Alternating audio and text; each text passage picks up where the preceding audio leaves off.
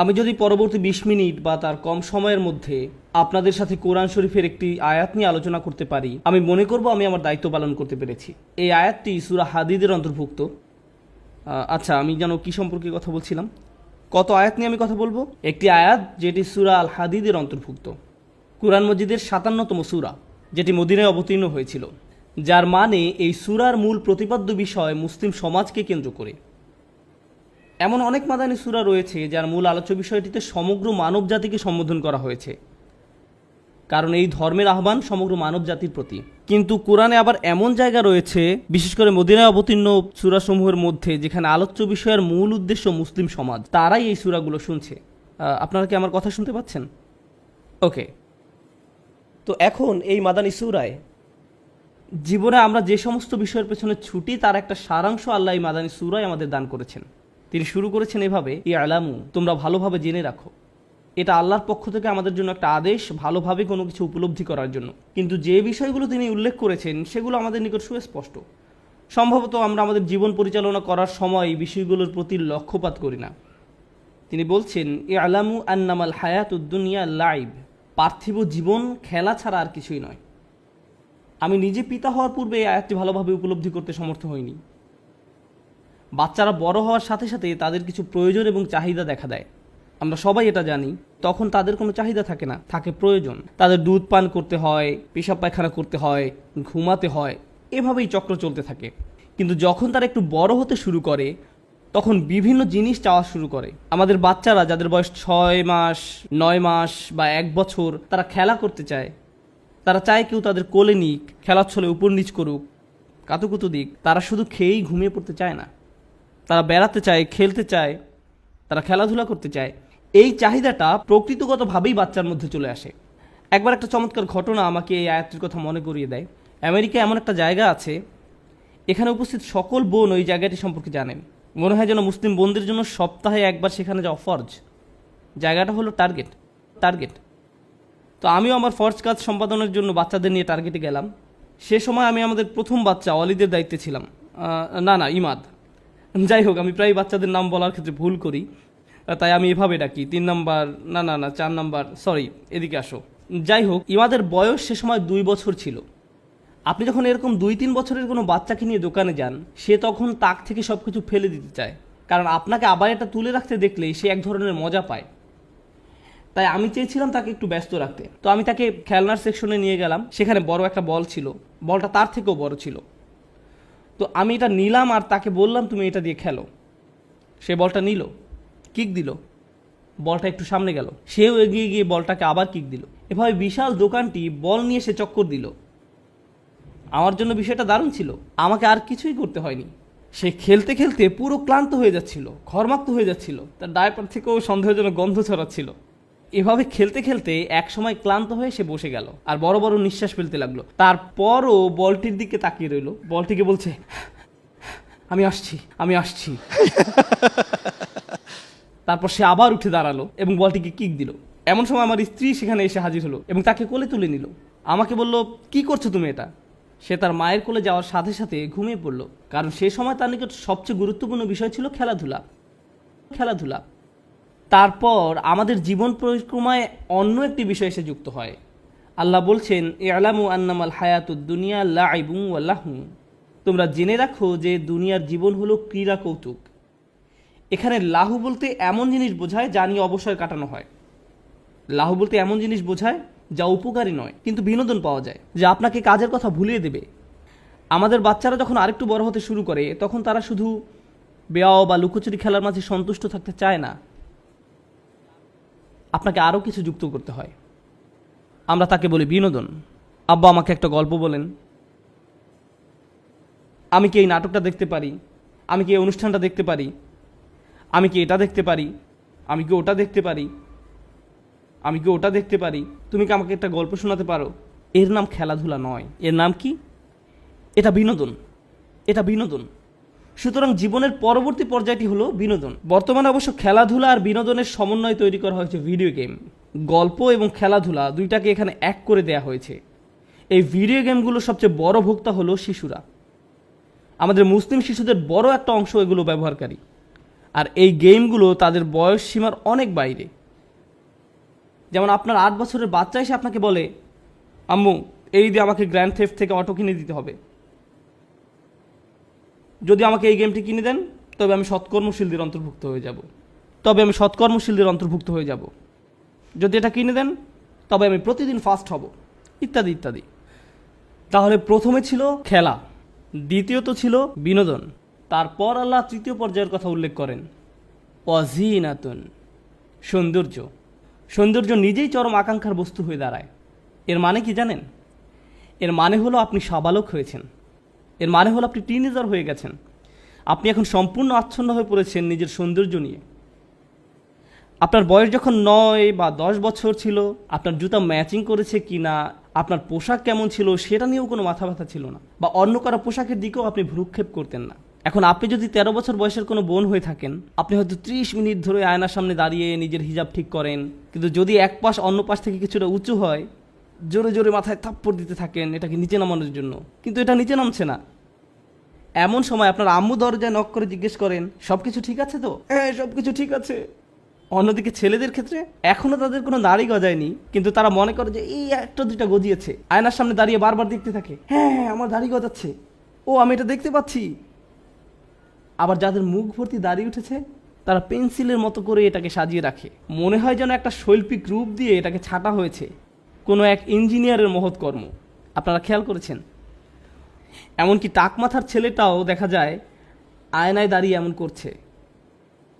আমি দেখেছি যখন তরুণ ছেলেরা জুমার নামাজে মসজিদে আসে, তারা রাস্তার পাশে দাঁড়িয়ে থাকা প্রত্যেকটি গাড়ির আয়নায় নিজের চেহারা দেখে, চুল ঠিক করে।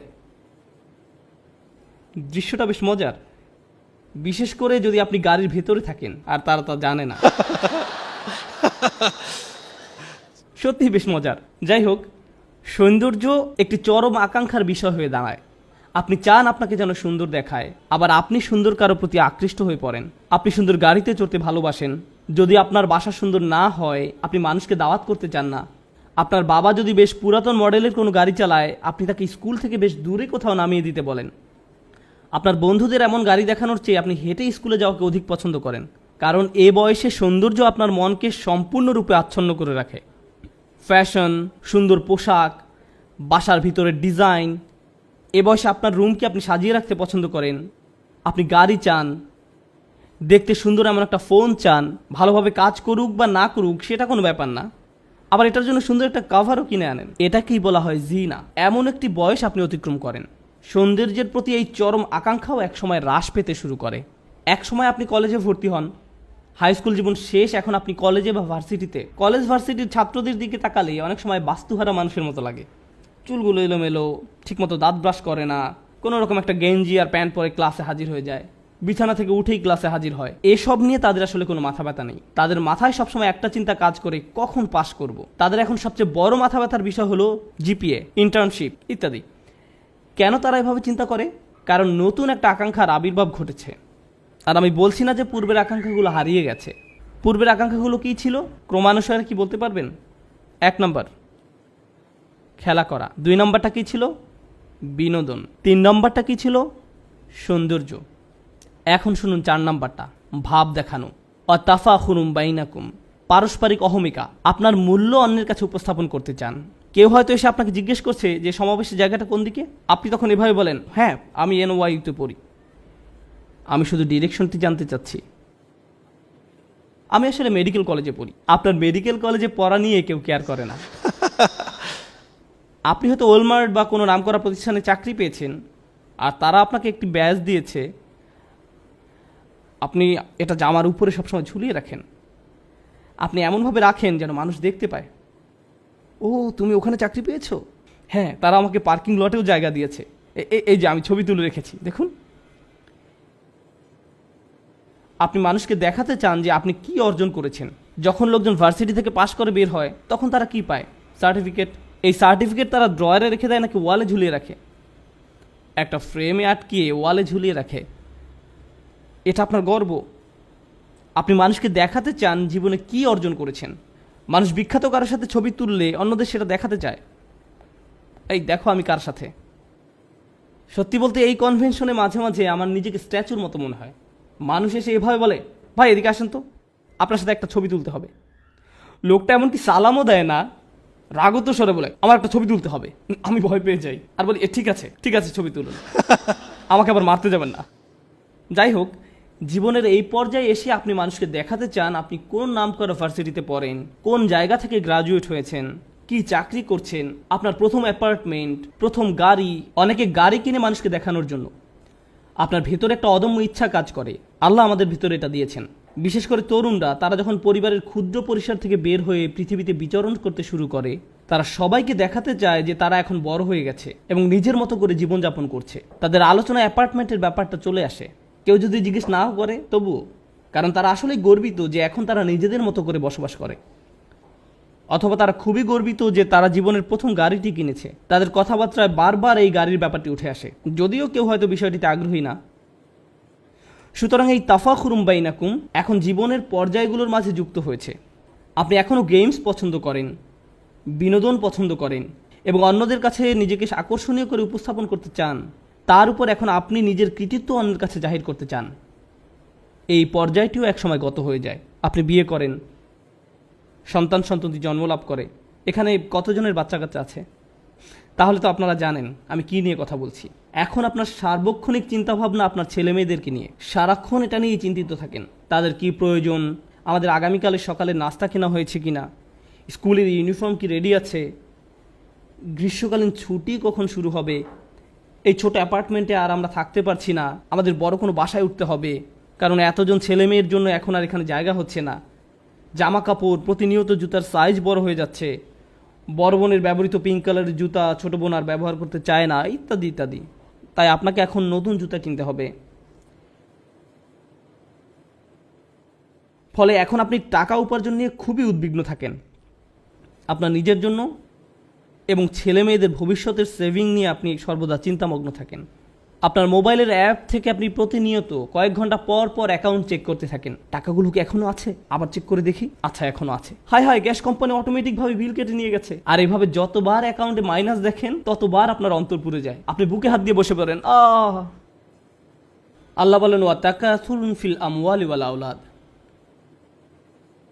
ধন সম্পদ ও সন্তান সন্ততিতে আধিক্যের প্রতিযোগিতা মাত্র। প্রসঙ্গত আপনি যখন জীবনের এই পর্যায়ে আসবেন, যে সময়ে আপনি টাকা পয়সা উপার্জন, সেভিংস, অবসরের প্ল্যান ইত্যাদি নিয়ে উদ্বিগ্ন থাকেন, অথবা আপনার ছেলে মেয়েদেরকে কলেজের খরচ নিয়ে চিন্তিত থাকেন। তরুণরা যারা এখনো জীবনের প্রাথমিক পর্যায়গুলোতে আছো, আর প্রাথমিক পর্যায়গুলো কি? খেলাধুলা, বিনোদন। তাদেরকে যদি আপনি টাকা জমানো নিয়ে প্রশ্ন করেন, তারা বলে আমি কখনোই আমার বাবা মায়ের মতো হব না, আমি বাসা বাড়ি নিয়ে কেয়ার করি না। ওকে, 20 বছর পর আমার সাথে এই ব্যাপারে আলাপ করবেন, আপনিও সেই একই পথের মধ্য দিয়ে যাবেন। আপনার পূর্বে হাজার হাজার লক্ষ লক্ষ মানুষ একই কালচক্রের মধ্য দিয়ে গত হয়েছেন। আমরা মনে করি যেসব জিনিস আমাদের সুখী করবে তার একটি সারাংশ আল্লাহ এই আয়াতে তুলে ধরেছেন। এই যে এইসবের পেছনে তোমরা ছুটে চলো, একজন শিশু মনে করে সে সুখী হবে যখন সে খেলাধুলা করবে, আর একটু বড় হলে মনে করে বিনোদন পেলে সুখী হবে, আর একটু বড় হলে মনে করে নিজেকে সুন্দর দেখালে অথবা সুন্দর কিছুর পাশে থাকলে সে সুখী হবে, আর একটু বড় হলে মনে করে কিছু একটা করে দেখাতে পারলে নিজেকে সুখী মনে হবে, তারপর আরও বড় হলে মনে করে অনেক টাকা পয়সা উপার্জন করতে পারলে সুখী হবে। সারা দুনিয়ার মানুষ তারা যে ধর্মেরই অনুসারী হোক না কেন, যখন কেউ কোনো বাড়ি ক্রয় করতে পারে তখন মনে করে যে আমি জীবনে কিছু একটা অর্জন করতে পেরেছি। যদি না পারে, তখন আপনি যদি জিজ্ঞেস করেন তুমি কি চাও, আমি যদি কোনো সম্পদ অর্জন করতে পারতাম। তারা ভাড়া বাসায় বাস করে, তারপর সুন্দর কোনো বাড়ির সামনে দিয়ে যখন ড্রাইভিং করে যায়, এমনকি এটা যদি ছোট একটা বাড়িও হয়, মনে মনে ভাবে ইস যদি এরকম একটি বাড়ির মালিক হতে পারতাম, ব্যাপারটা খুব সুন্দর হতো, ব্যাপারটা খুব সুন্দর হতো। রিয়েল এস্টেট ওয়েবসাইটে গিয়ে বিভিন্ন ধরনের বাড়ির সুন্দর সুন্দর ফটোগুলো দেখতে থাকেন। আপনি হয়তো ভাবছেন 3-4 বছর পর অন্য কোনো শহরে যাবেন, কিন্তু আপনি এখন থেকেই ওই শহরের বিভিন্ন বাড়ির ছবি দেখতে শুরু করেন। বউকে ডেকে বলেন এই দেখো দেখো, এই বাড়ির বেডরুমটা দেখো, এই বাড়ির বাইরের অংশটা দেখো। আর আপনি নিজেকে থামিয়ে রাখতে পারেন না, আল্লাহ আমাদের ভেতরে এটা দিয়েছেন। এটা হলো আয়াতের অর্ধেক। ব্যাপারটা ভালো, কারণ আমিও আমার নির্ধারিত সময়ের অর্ধেক পর্যন্ত এসেছি। এটা হলো আয়াতের অর্ধাংশ। এই দুনিয়ায় আমি আপনি যেসব কিছুর পেছনে ছুটে চলি, এই অর্ধাংশে আল্লাহ তার একটা সারাংশ তুলে ধরেছেন। দ্বিতীয় অংশে আল্লাহ এই বিষয়গুলোকে একটা কিছুর সাথে তুলনা করেছেন। আমি আশা করছি আপনারা গভীর মনোযোগ দিয়ে শুনবেন। আমি জানি সাউন্ড সিস্টেমে প্রচুর সমস্যা হচ্ছে, আমি আশা করছি আপনারা শেষ অংশটুকু মনোযোগ দিয়ে শুনবেন, কারণ সুখের সন্ধানে ছুটে চলা এই বিষয়গুলোর জন্য এই অংশেই রয়েছে আল্লাহর পক্ষ থেকে হেদায়েত বা পথ নির্দেশনা। আল্লাহ বলছেন কামাসালিল গাইসি আজাবাল কুফফারা নাবাতুহু, দুনিয়ার উপমা হলো বৃষ্টির মতো। আরবিতে বৃষ্টির জন্য যে শব্দটি ব্যবহৃত হয় তা হলো মাতার, কিন্তু গাইস শব্দের অর্থ হলো পরিমাণ মতো বৃষ্টি। এত বেশি নয় যার ফলে জমিনে বন্যা সৃষ্টি হয়, আবার এত কমও নয় যার কারণে জমিনে গাছ জন্মাবে না। একেবারে পরিমাণ মতো বৃষ্টি। আর এই ধরনের বৃষ্টিকে বলা হয় গাইস। গাইস এই জন্য যখন আমরা আল্লাহর কাছে বৃষ্টির জন্য দোয়া করি, আমরা সালাতুল ইস্তিগাসা আদায় করি। কারণ আমরা যেমন তেমন বৃষ্টির জন্য দোয়া করছি না, আমরা দোয়া করছি গাইসের জন্য। আমরা পরিমাণ মতো বৃষ্টির জন্য দোয়া করছি, কারণ খারাপ বৃষ্টির কারণে মানুষ মারা যেতে পারে, বন্যা হয়ে যেতে পারে, এই বন্যা আপনাকে মেরে ফেলতে পারে। আল্লাহ আকাশ থেকে পাথর বৃষ্টিও বর্ষণ করতে পারেন। তাই আপনি গাইস চাইবেন যে বৃষ্টি প্রাণের সঞ্চার করে। তো আল্লাহ বলছেন, দুনিয়ার যেসব কিছুর পেছনে তোমরা ছুটে চলো তার উপমা হলো পরিমাণ মতো বৃষ্টির মতো। আজাবাল কুফার আনাবাতুহু, যে কৃষক জমিনে বীজ বপন করে সে এই বৃষ্টি দেখে দারুণ খুশি, কারণ এই বৃষ্টির ফলে তার জমিনে ফসল ফলবে। এই উপমায় একটা সুন্দর চিত্র অঙ্কন করা হয়েছে। কৃষকের জন্য আরবিতে যে শব্দটি ব্যবহার করা হয় তা হলো কুফার। এখন আমরা সাধারণভাবে কাফের শব্দের একটা অর্থ জানি। কাফের শব্দের অর্থ কি? অবিশ্বাসী। কিন্তু এই আয়াতে কাফের শব্দের অর্থ এটা নয়। সূরা হাদিদের এই আয়াতে কুফার শব্দের অর্থ হলো যে জমিনে বীজ লুকিয়ে রাখে। এই কুফার শব্দের শাব্দিক অর্থ, একজন অবিশ্বাসীকে এই জন্য কাফের বলা হয় কারণ সে সত্যকে লুকিয়ে রাখে, এই জন্যই তাকে কাফের বলা হয়। যাই হোক, একজন কৃষককে সারা বছর ধরে অনেক পরিশ্রম করতে হয়। সর্বপ্রথম কোন কাজটা তাদেরকে করতে হয়? বীজ বপন করতে হয়, এটাই প্রথম কাজ। তারপর তাদেরকে জমিনের মাটি ঠিক করতে হয়, পানি দিতে হয়, কীটনাশক ব্যবহার করতে হয় এবং নিশ্চিত করতে হয় যেন জমিনে যথেষ্ট সূর্যের আলো পড়ে। এই সব কিছু তাদের করতে হয়। কিন্তু সর্বপ্রথম তাদের যা করতে হয় এবং সবচেয়ে পরিশ্রমের যে কাজটি তাদের করতে হয় তা হলো বীজ বপন করা, যখন তারা কুফফার থাকে। আল্লাহ এই পর্যায়টিকে উল্লেখ করেছেন কারণ এটাই সবচেয়ে পরিশ্রমের কাজ। আর এই সময় কৃষক তার পরিশ্রমের কোনো ফলাফল দেখতে পান না। তিনি জানেন না এই বীজ থেকে আসলে চারা গজাবে কিনা, অথবা পোকামাকড় এই বীজটা খেয়ে ফেলবে কিনা। তিনি জানেন না বৃষ্টি হবে কিনা। তিনি কিছুই পূর্ব থেকে জানেন না। আর বিষয়টা আমাদের মতো নয়। আমি প্রায় এই উদাহরণটা দিয়ে থাকি। আপনি যদি কোনো চাকরি করে থাকেন তাহলে আপনি মাসে একবার বা দুইবার বেতন পেয়ে থাকেন, কেউ কেউ অথবা প্রতি সপ্তাহে বেতন পেয়ে থাকেন। কৃষক কতবার বেতন পায়? বছরে একবার। তাকে সারা বছর পরিশ্রম করতে হয়, তারপর সম্ভবত বছর শেষে তার পরিশ্রমের ফলাফল পাবে। তাকে পরিশ্রম ঠিকই করতে হবে, কিন্তু ফসল পেতেও পারে আবার নাও পেতে পারে। এখন লোকটি সপ্তাহের পর সপ্তাহ জুড়ে পরিশ্রম করে যায়, তারপর একদিন ঘুম থেকে জেগে উঠে দেখে ফসলের জন্য পরিমাণ মতো বৃষ্টি হয়েছে। সে কি তখন খুশি হবে? হ্যাঁ, সে খুশি হবে। এক সময় সে দেখতে পায় বীজ থেকে চারা গাছ গজিয়েছে, গাছগুলো এখনো বড় হয়নি। যখন পরিপক্ক হবে তখন হয়তো সেগুলো উচ্চতায় তাকেও ছাড়িয়ে যাবে, কিন্তু এখন সেগুলো সবেমাত্র গজিয়েছে, আর তাতেই সে অত্যন্ত খুশি। সে অত্যন্ত খুশি। তারপর আল্লাহ বলেন, সুম্মা ইয়াহিজু, তারপর তা পেকে যায়। আমি আপনাদের বলছিলাম, যখন পরিপক্কতা লাভ করে তখন সেই গাছগুলো উচ্চতায় তাকেও ছাড়িয়ে যায়। যখন ফসল পরিপক্কতা লাভ করে তখন একজন কৃষকের কি করা উচিত? আপনারা কৃষক নন, কেউ কেউ হতে পারেন, আমি জানি না। কেউ কি এমন অঞ্চল থেকে এসেছেন? যখন ফসল পরিপক্কতা লাভ করে তখন আপনারা কি করেন? তখন ফসল সংগ্রহ করতে হয়, ফসল কেটে ফেলতে হয়। কিন্তু আয়াতটি এখানে একটা অদ্ভুত মোড় নিয়েছে। আল্লাহ এখানে বলেননি এরপর সে ফসল কেটে ফেলে, এরপর সে ফসল কেটে ফেলে, বরং তিনি বলছেন ফাতারাহু মুসফাররান, তখন তুমি তা হলুদ বর্ণের দেখতে পাও। তখন তুমি দেখবে এটা হলুদ বর্ণ ধারণ করেছে।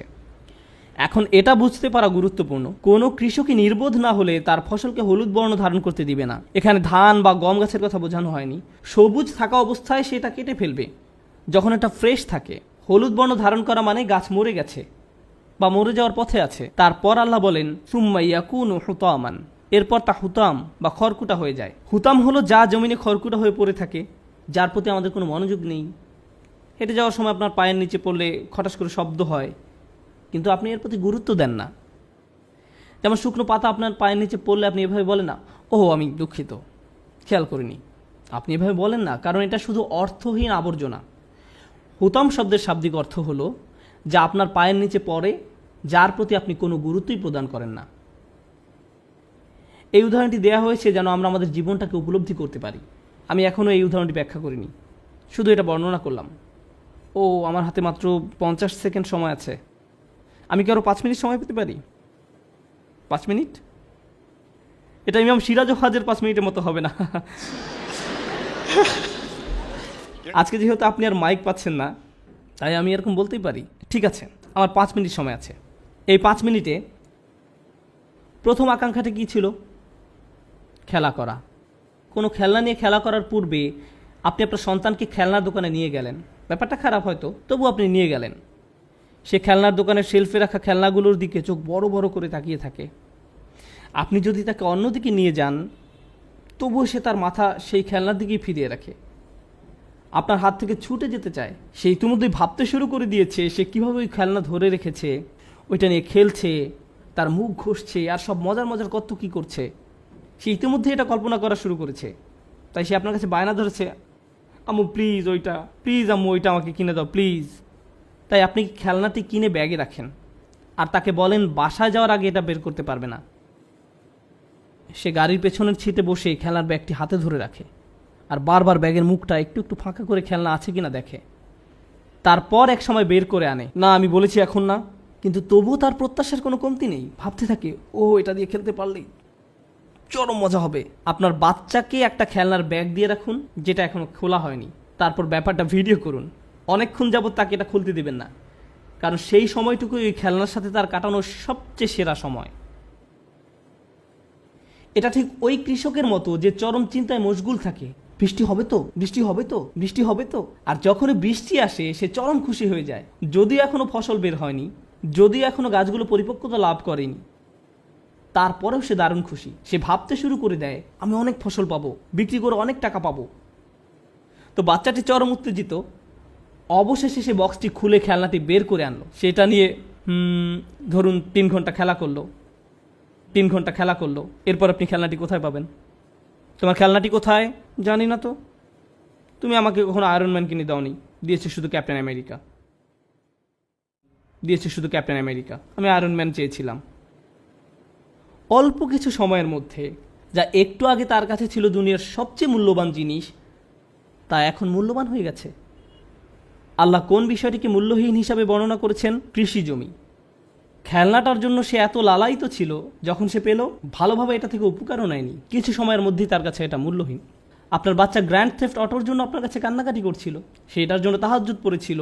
সে রমজানের 27 তারিখে মসজিদেও গিয়েছিল আর দোয়া করেছিল, ইয়া আল্লাহ, আমার এই গেমটা দরকার। আমি প্রতিজ্ঞা করছি 1 সপ্তাহের মধ্যে শেষ করে ফেলবো। আমি সব লেভেল শেষ করব, আমি ওয়াদা করছি। অবশেষে সে গেমটা পেলো। সে পুরো গেমটা খেলা শেষ করলো। তারপর একদিন আপনি রান্নাঘরে আপনার পায়ের নিচে একটা সিঁড়ি পড়ে থাকতে দেখলেন। এই সিঁড়িটা এখানে কোত্থেকে এলো? আমি তো তোমাকে এটা কিনে দিয়েছিলাম। এটা তেমন ভালো লাগেনি, আগেরটা এর চেয়ে ভালো ছিল। বিনোদনের ক্ষেত্রেও এমন ঘুরতে দেখা যায়। নতুন মুভি আসলে সিনেমা হলের সামনে বিশাল লাইন দেখা যায়, যেটা হজের ভিসার লাইনে দাঁড়ানোর চেয়েও লম্বা লাইন হয়। মুভিটা দেখার জন্য মানুষ বাইরে অপেক্ষা করতে থাকে। আমার মনে আছে আগের দিন স্টার ওয়ার মুভি মুক্তি পাওয়ার দিনে মানুষকে দেখতাম জেরাই ড্রেস পরে মুভি দেখতে আসতো। মনে হয় যেন ইহরামের কাপড় পরে অপেক্ষা করছে কখন জান্নাতের গেট খোলা হবে। যাই হোক, তারপর তারা সিনেমা হলে ঢুকে মুভিটা দেখে এবং বলে নিম্নমানের স্পেশাল এফেক্ট দেয়া। আমার গল্পটা অত ভালো লাগেনি। বু, আপনি এর জন্য এত লালায়িত ছিলেন, অল্প সময়ের মধ্যেই এটা আপনার নিকট মূল্যহীন হয়ে গেল। আবার আমাদের মাঝে অনেকেই এমন আছে যারা গাড়ির জন্য তীব্র আকাঙ্ক্ষা পোষণ করে। হয়তো আপনি ইয়াকুরা NSX গাড়ির মালিক হতে চান, আমি জানি না। এরপর এক সময় আপনি গাড়িটি কিনলেন। কি মজা! আপনার ভার্সিটির সামনে দিয়ে যাওয়ার সময় একটু স্লো মোশনে চালান, কার ওয়াশের কাছে একটু বেশি আসা যাওয়া করেন। তারপর পরের বছর নতুন মডেলের গাড়ি বাজারে আসলো। এখন হঠাৎ করে আপনি গাড়ির হেডলাইট একটু নিচু করে রাখেন।